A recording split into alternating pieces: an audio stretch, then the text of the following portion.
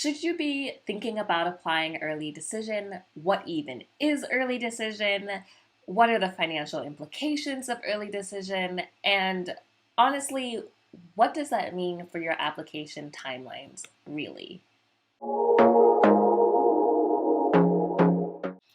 Today, we're going to be diving into all things early decision. First off, for those of you who are new, my name is Cindy Montgomery. I'm the CEO of Montgomery Admissions Consulting, and I specialize in working with first generation and minority applicants. And I am so excited for us to have this conversation because I think there's a lot of confusion around that. So make sure that you are subscribed, make sure that you share this with a friend, rate and review, and let me know in the comments, where are you listening from? Where are you in your journey? And are you applying early decision somewhere? Do you know yet? Are you thinking about it? Are you just completely confused by the whole concept? Today, we are going to be covering three things. The first thing that we're going to be covering is really what even is early decision. What do I mean by that? What, is that just applying early? What kind of are the implications there? The second thing that we're going to be covering is, can you afford it? Right? So when we talk about early decision, we're also going to talk about, when is it a good thing for you to be applying early decision? When does it make absolutely no sense and it's probably the worst thing in the world for you to be applying early decision? But then we're going to really talk about, can you afford it? What are the financial implications of early decision? So let's just start from the beginning. What is early decision? What do I mean by that? So, I do college and law school admissions consulting, and I think sometimes there are some similarities and then there are some differences. So just to give you some context, in the college admission world, there's early action and early decision and then regular decision, right? And I think most people are more familiar with this because sometimes people approach the law school admissions process like the college admission process, and again, they have some similarities, but really there are a lot of differences. And so I want to kind of break down what that means in the college sense. In the college sense, early action just means I'm applying early. I've got my stuff together by November 1 or November 15th. For any of my college students that are listening to this, we are really in the grind right now. But early action just means I'm submitting my stuff early, and I will therefore hear back early.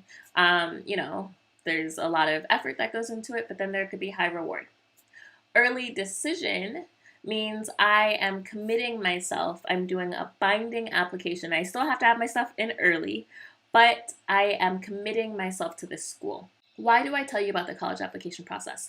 Because, and this really varies from undergrad to undergrad, there can be some perceived benefits to getting your application in those early rounds, right? The early action or early decision rounds.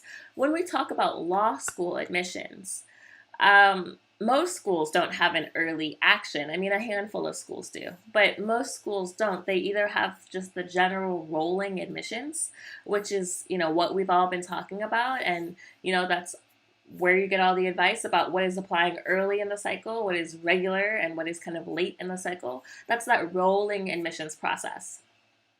Now, I tell my students, it is not really exactly the same, right? You can apply early in the law school admission process to a school and still not hear back until February. And you could have gotten in, right? Or you could apply to school and hear back in 2 weeks.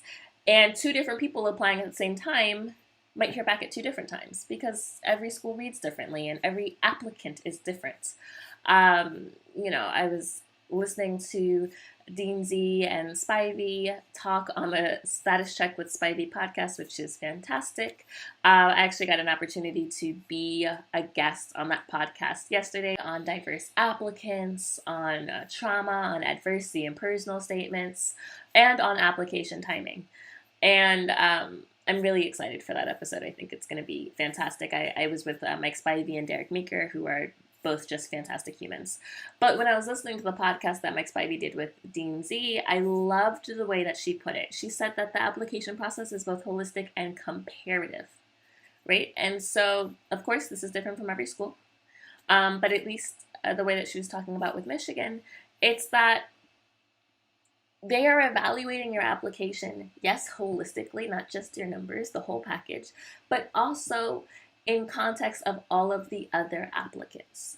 So, depending on you as an applicant, you might hear back faster or sooner than someone else who applied to the same school because there's a lot of nuance, there's a lot of gray in the admissions process. Nothing in admissions is really black or white. I can't tell you definitively you apply by the state, you hear by the state, unless you're doing an early decision type program.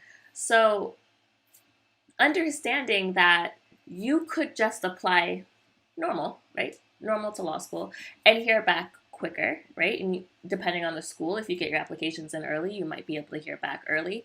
And so the benefits usually that we think of applying in an early kind of application regime are that you hear back early, but you can have that just normally through the rolling, the rolling methods that law school admissions uses.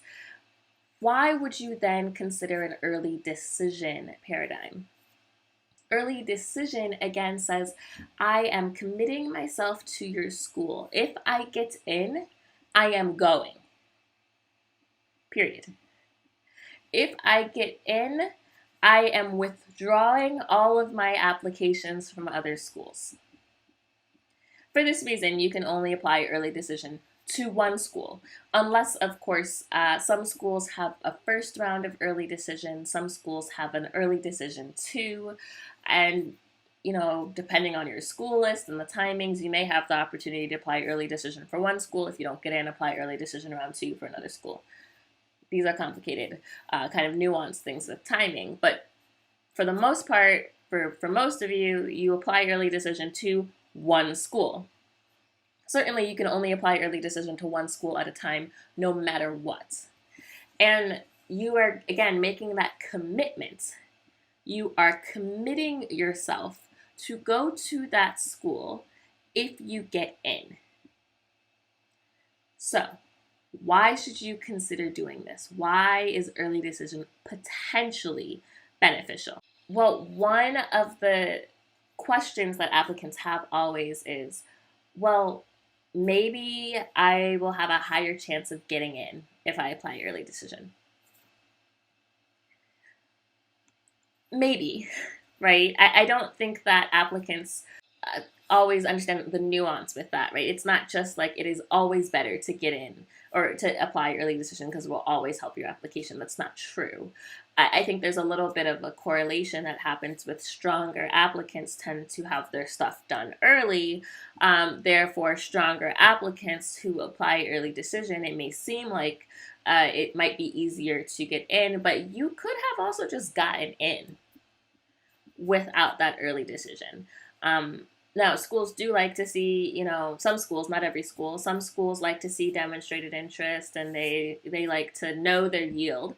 So it helps them for sure to know, okay, great, this person is definitely coming. I don't have to worry about them, that sort of thing. But the decision for whether or not you apply early decision you need to be able to say yes to a few different questions. And this is what I ask all of my students when they tell me that they're thinking about applying early decision. So I'm going to put out a couple of fictional law schools. So we have the University of Sydney Montgomery, and let's just say the University of Sydney Montgomery is ranked 1. And then we have the University of Just Sydney. She might be ranked 5. Now, not that rankings matter, but I'm just going to be using some context, right? It might be your 5th choice school if you want to use that instead of rankings. And then you might have the University of Just Montgomery, which might be about 10.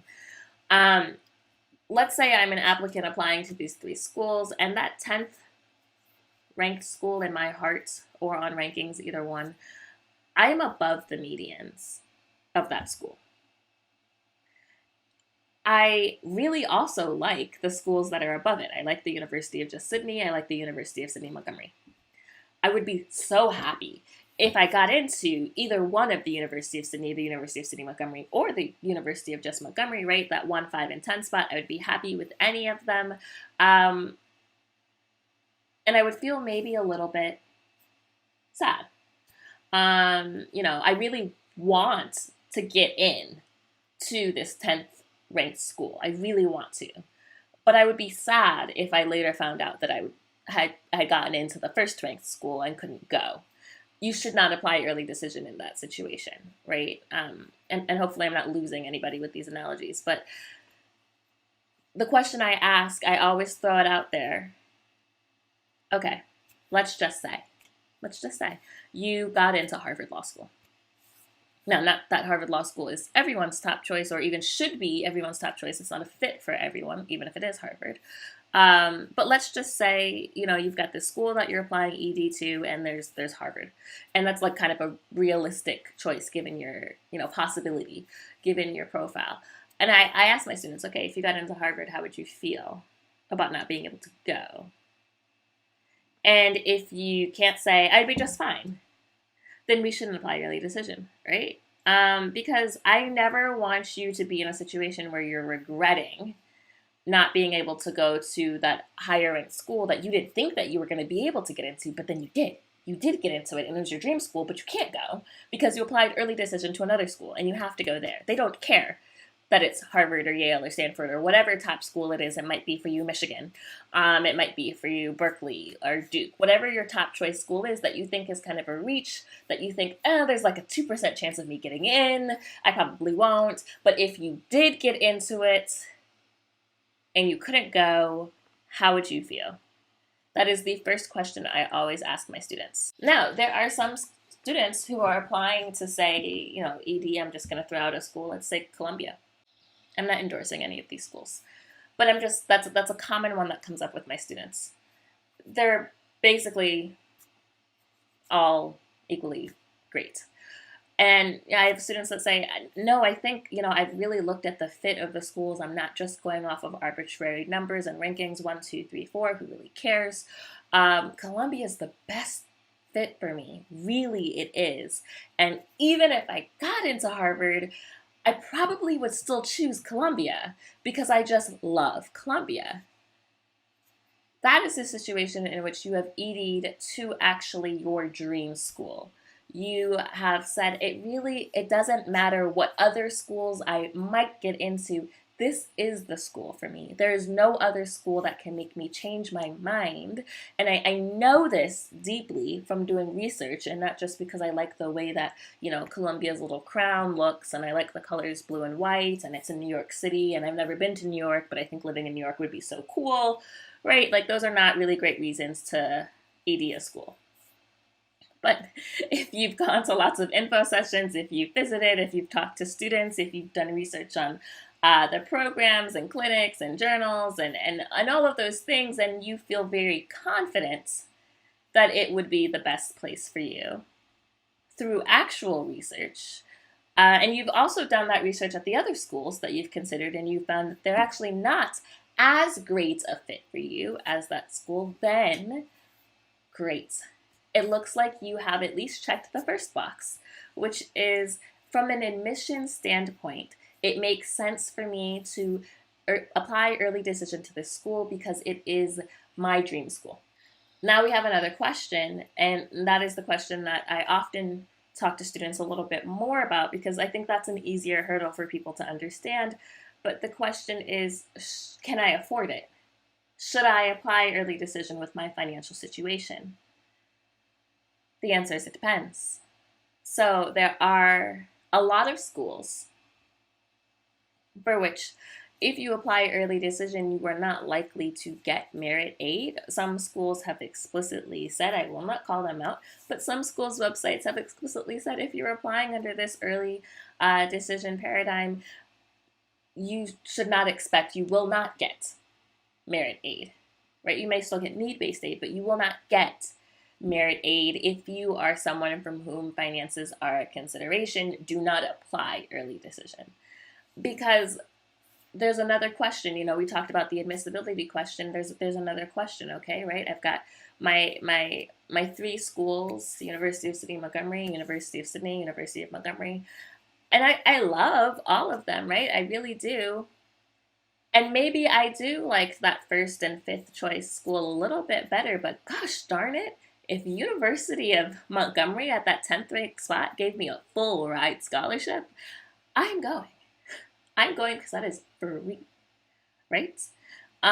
So if you're someone who's like, well, Yeah, I mean that is my dream school, and it's the highest, it's the top school, the hardest school for me to get into on my list. It's my biggest reach school. I'm gonna ED because I would love to go there, but realistically, if I'm looking at my family situation or my own personal finances, as much as I love this school, if I got a full ride offer from a slightly lower ranked school or a school that I like, maybe not as much as this school, but honestly still good school, but it's free. Yeah, I'd rather take that. Because you don't know. You don't know what kind of scholarship you're going to get. And so I also say, okay, great. If this is the school that you want, there's no other school that you would want to get into or that you would want to go to more than this school, and you are comfortable going with no money, then we can apply early decision. Now, I'm going to qualify that in a second. We're going to get there. But, for the majority of early decision programs, I need you to tell me that you are comfortable going with no money. You might get money. I'm not saying that if you apply early decision, you're not going to get any money. You will probably get money, whether it's merit aid or need-based aid. I think there's also a myth that if you apply early decision, you're committing yourself to paying, full sticker. I don't think that, again, there's really not a lot of black and whites, right? In admissions, it really just depends. But I need you to be comfortable with that possibility. I'm not saying it's likely, but it's a possibility, and you've made a binding decision to go to that school, so you need to tell me, yeah, my parents said if, listen, we get into NYU, we write that check, we are going. I don't think that you should really, if you don't have like finances and you're just saying I'm just going to take the whole thing out in loans, I'm not really sure that's the best financial decision for you to make. It's not exactly equitable. Of course, different people have more flexibility than to make different decisions, and that's true.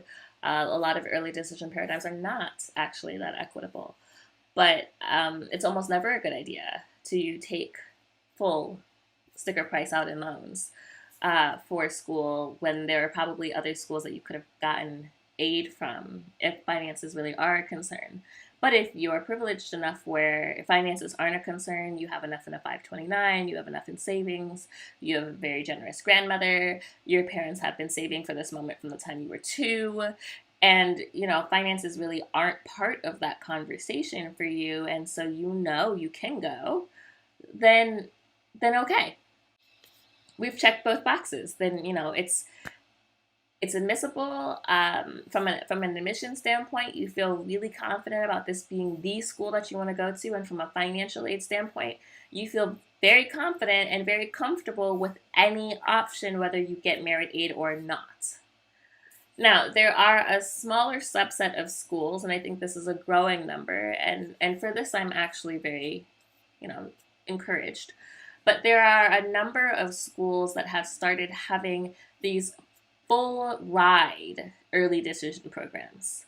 GW has one, UCLA has one. Next week, we're going to have a list for you guys so that you can kind of see what those options are. But there are a number of schools that have started to create almost like a second early decision type application. They still usually have a normal one, but then they have a second one for highly competitive students. And, they basically say, okay, if you apply early decision in this program, we'll give you a full ride. If you aren't considered for the scholarship, if you're not competitive enough for the scholarship, we may just, review your application on a regular, decision basis. It's no longer binding at that point. What you have to understand about those programs, though, is that the bar is kind of higher, right? So oftentimes, a lot of the considerations students will have when they're thinking about doing early decision is because actually their numbers are a little bit below the medians of the schools that they're applying to. And medians are not cutoff numbers. Medians are just medians. 50% of students or scored at or below the LSAT and GPA medians. That's just the definition of the word median, right? But let's say you are applying to a school that is a reach school. You are a little bit like below the LSAT and GPA medians. That usually is when I see students start to think about this early decision, because it's sort of like a Hail Mary, if you will. Like, this is my dream school. I feel comfortable with the finances, and I know that I'm not really as strong and competitive a candidate as I would like to be, and maybe it may help a little bit. Certainly not going to completely change the trajectory, but maybe it may help a little bit. So I want to put my early decision shot at this school. And again, I feel super comfortable with the finances, and this is, if I got into this school, there's really no other school that's going to make me want to go to law school, right? Oftentimes that's more common.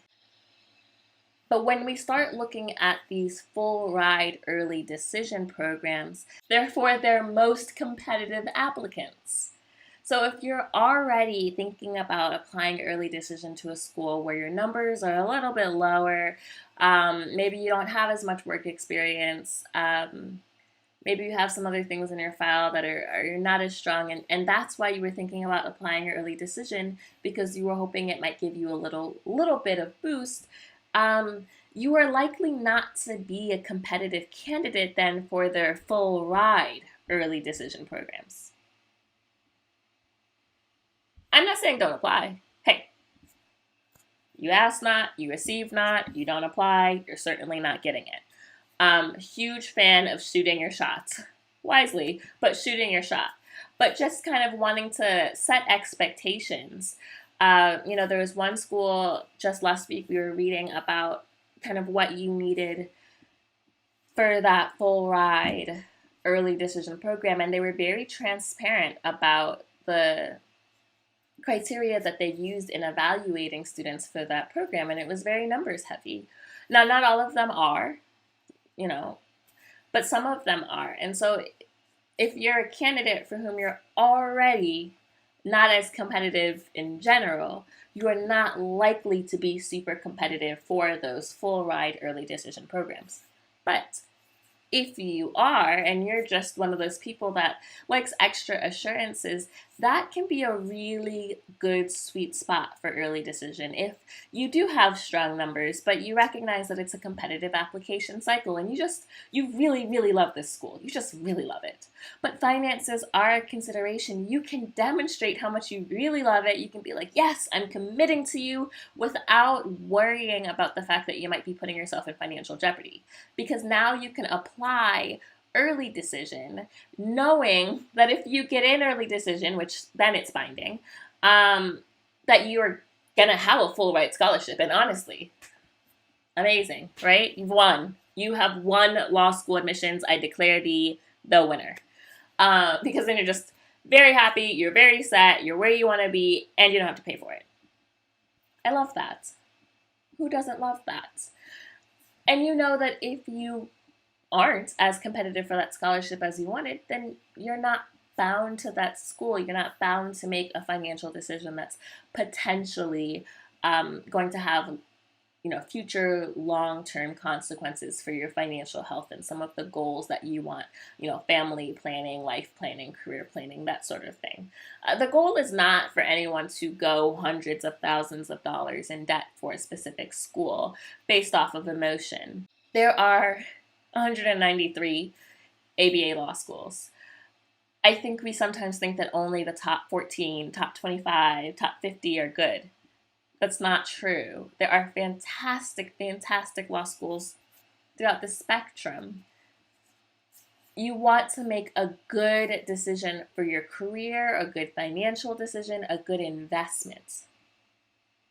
Now, of course, the elephant in the room here is that early decision applications, they're early.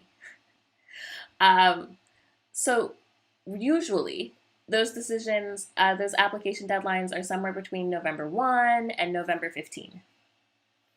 Different schools have different policies on whether you can take the November LSAT exam. So if you're someone who has not taken the LSAT exam, you are not signed up for the October LSAT. You're not taking the October LSAT, this weekend, or some of you are taking it right now. right? If you haven't sat for an LSAT exam, there are some schools for which you cannot apply early decision because you will not have a complete application in time. There are some schools that for early decision, they will take the November LSAT exam and like it has to get sent directly there, and that is, that's just it, right?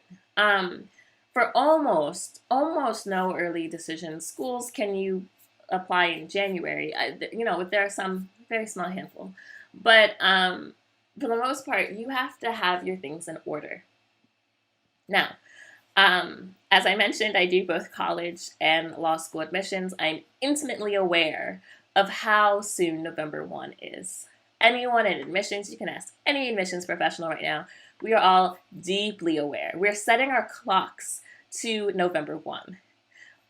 If this is you, if you're listening, and maybe your LSAT is done, which is great, fantastic, or you're taking it this weekend and you're like, but I'm not taking any more, right? You did not register for November. You are going to apply come hell or high water with October. That was me, by the way. Granted, the LSAT was only offered 4 times because I'm not even that old, but I feel like it was so long ago when I took the LSAT. Everything has changed. But, it was only offered 4 times a year. Most people only took it 1 time. It wasn't like this at all. There was not this, obsession with taking it over and over again, partially because there's a lot of schools that still averaged your LSAT exam, which is not a practice that exists anymore. But, I knew I was taking the LSAT 1 time. Studied over the summer. Signed up for that October LSAT, which was actually September 27th, so it was kind of a little bit like, that's a September LSAT, but okay. But I took that LSAT exam, and whatever it was, I was applying with, okay? So if that's you right now, if you're like, hey, we are applying, we are rocking and rolling, we will make it work, whatever it is that I have. And you're like, okay, yeah, I think early decision sounds like a good idea, or I didn't even know there were full ride early decision programs. And I'm going to give you a little pro tip. For a lot of schools that have full ride early decision programs, that might be one of the best ways to get a full ride from that school. Not the only way, but listen, they did it for a reason, okay? So if you're like, I didn't even know that was a thing. I didn't know it was a thing. But I actually think I would be a competitive applicant for that. My scores are good. My practice tests are good. My GPA is high. What do I need to do to get ready for November 1? Well, you need to make sure that you are getting all your ducks in a row. So if you have not already sent your transcripts to LSAC, do that now, because sometimes that can take a little bit. If you have not somehow already asked your recommenders for those letters, do that now. Do that right now. Just stop listening and just do that right now. Press pause. I'll be back here when you finish asking them. If you have my free guide, the 62-page guide on how to apply to law school, I have information there on how to ask and get strong letters of recommendation every time. So you want to put that together and ask right now. You want to have those requested through LSAC. You want to make a plan for your essays. You want to make a plan for your personal statement, for your diversity statement, for any optional essays. If you're applying to Georgetown, are you writing an optional essay? Are you doing a video? Do you have video editing capabilities? Not that you need to be, a film producer or anything like that, but, I just want you thinking through these things. Is your resume done? Do you have to write an addenda? I want you to really drill down on what are the parts of the application that I have left, because November 1 is in 3 weeks, okay? So you have 3 weeks to get it together. So you need to actually have a plan, right? I'm a big planner. I like to make timelines. That's why you'll find in my personal statement course, I have a 2, 4, and a 6-week timeline. Obviously, you would not be doing the 6-week timeline.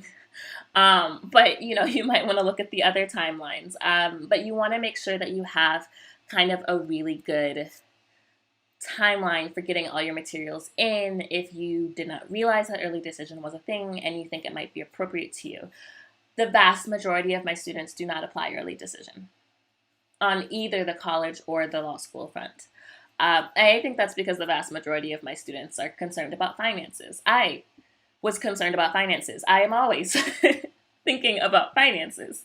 Because even if you have money, sometimes you just want to be a good steward of your money. And that's really important because, the wealthy do not get wealthy or stay wealthy by spending all of their money. You ever like a lot of wealthy people, they don't be spending the money like that because they invest their money, right? But the thing is, you want to make good financial decisions, even if you just happen to have $200,000 in cash underneath, your bed. I hope you don't. But if you did, and you're like, but I've got it, Sydney, I want you to say, well, do you need to spend $200,000 in law school? Most of the answer is no. But, just, I want you to make good financial decisions. And so for most students, honestly, early decision might not be the most appropriate financial decision for you. It might not even be the most appropriate admissions decision for you because I don't want you to cut yourself off from a blessing, right? Because I have had students who have told me, I had a student last year who told me, I'm so glad I listened to you and I did not apply early decision, right? She said, I'm so glad because she was going to early decision to one school. She just, and she was a very, very competitive applicant, super competitive applicant. And I said, you're going to have choices in this process, okay? I don't think you need to apply early decision to get into that school. Most people, again, they don't, right? And I think that you will be happier having choices. Lo and behold, she got into that school. She got into a bunch of other schools. She was able to do more research. She was able to talk to more students. She was able to go to more admitted students events. And she ended up choosing a different school. And it ended up being such a better fit for her. And she was so thankful that I pushed her to continue to have choices. Because you never want to make this binding decision because you're afraid, right? I don't want you operating from a scarcity mindset. I want you operating from an abundance mindset. You have an abundance of time, you have an abundance of options, you have an abundance of choices. And honestly, if we're just going to have some real talk right now, some of you have not done that much research on your schools. I like to be honest with you. I tell you guys about my life. Let's just level with each other. Some of you have not done research about your schools. You have maybe looked at U.S. News and World Report, and that might have been as far as it got, right? If you don't know the schools enough, why are you making this binding decision early without all the facts? A lot of times I see students actually do the bulk of their research, and it should be beforehand. I'd love for it to be beforehand, but oftentimes they do it after they've applied. And they're learning about the schools after they've applied and after they've gotten in, once they have more time, once they're no longer stressed about the LSAT, once they're no longer writing admissions essays. And then they realize and they grow and they develop and they're like, oh, I like a different school. This happens all the time in the college arena, and partially because you're dealing with younger students, right? The age of 17 and 18 or 18 and 19, when you graduate, you kind of grow up in that year and you realize the schools that you liked in September, you actually don't like them as much. I was also one of those students. I had this really come to Jesus moment in January of my senior year of high school where I was like, shoot, why did I apply to these schools? What is going on? It's by the grace of God I got into Princeton because I was like really regretting every decision that I had made. I had no guidance. I was just regretting every single decision that I had made. But I would have been really, really upset if I had applied early decision and then come to the realization that I actually hated every school that I applied to. I mean, not every school, that's not true, but you know what I'm saying. The same thing can happen with law schools. If you haven't done as much research, if you're not as sure about yourself, some of you haven't taken even a moment for self-introspection, to become self-aware, to know how you learn best. If you don't really know yourself, it's really hard to picture where you're going to thrive. And if you haven't done that self-work and you haven't done that external research, then I don't know that you are fully qualified to make an early decision. Because it's binding. And it really, really is binding. Like, really, really. So, that's not a game that I want you to play. Yes, you can apply early decision. It makes absolute sense for a small subset of students, but not for the majority of students. So, to kind of recap, we talked about what is early decision. It's that binding agreement that when you apply, you're going to apply to only one school, at a time, but only one school early decision. And if you get in, you will withdraw. Sometimes you won't even know if you got in. You will withdraw all of your applications from the other schools. It doesn't matter if they gave you a full ride. It doesn't matter if it's, another dream school, whatever. You're going to withdraw all of your applications and you're going to go to that school. Now, if you say, but I really don't want to go, well, great, then you have to reapply next year. But you can't change your mind in that cycle. When does it make sense to do this? If you can tell me that this is absolutely the, your heart's desire, there's no other school that you would want to go to, and you are comfortable if you had to pay the full ticket, unless you are applying to a full ride early decision program, in which case you don't have that financial concern. But for most programs, a lot of schools are not balling like that. They are not offering that. And I need you to know that you really may not get any money. You may get money, but you really may not get any money. You don't have that flexibility of negotiating scholarships and appealing financial aid and all of these things. So read those contracts very carefully. A lot of schools will have you sign separate early decision contracts. And then, we talked about just why it's maybe not a good idea to rush into this decision. But if it is a decision that you are making, what you need to do to prepare for those November 1 and November 15 deadlines. So if you are trying to get everything together for early decision or trying to figure things out, I really encourage you to reach out. We have a new $37 mini course that kind of breaks down some good examples and some not as great examples of personal statements, so that as you're preparing your application materials, you can kind of get a sense of what might be some common mistakes that you want to avoid.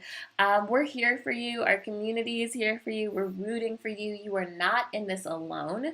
If this was helpful for you, of course, I always say share this with a friend. Make sure you subscribe and follow, rate, and review. And I will see you guys back here next week for another episode of Break Into Law School. Thank you guys so much, and good luck to all of you.